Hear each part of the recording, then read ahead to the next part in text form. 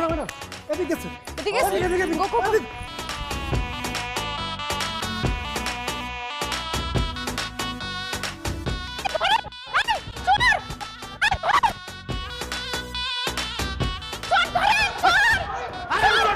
আরে ভাই আমি চোর না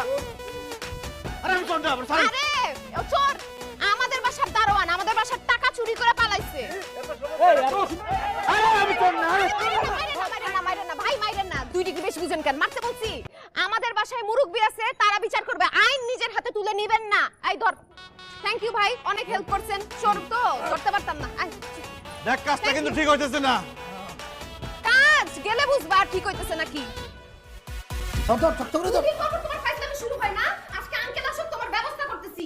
আঙ্কেল কই আপনি কই শয়তানটা কই এই ওরে ধর আজকে ওরে ধরে দিয়ে বাইন্দা পিটাবো আজকে থেকে ওর সূর্যের আলো দেখা বন্ধ।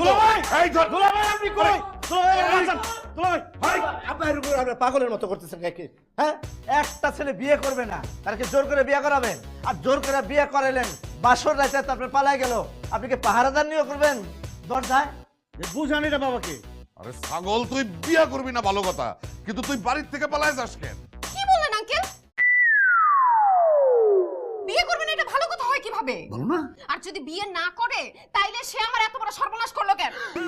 কি তুই এবার সর্বনাশ করে ফেলাইছস সি আল্লাহ আমি কই যাই আব্বা আমি থাকবো না এই বাড়িতে আমি থাকবো। আরে দুলাভাই কি বলেন কিসে সর্বনাশ করছিস জিজ্ঞেস করেন আমি কি সর্বনাশ করছি আমি তোর কি সর্বনাশ করছি গায়ে হাত দিলেন আমার কি সর্বনাশ করছে বুঝো না 3 বছর যে আমার সাথে প্রেম করছে সব ভুলে গেছো।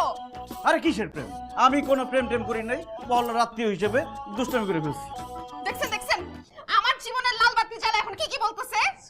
দুলাভাই আপনি ওটা জিজ্ঞেস করেন আমি কোন জায়গায় লাল বাতি জ্বালাইছি কোন জায়গায় নামাজের কথা মনে আছে তো?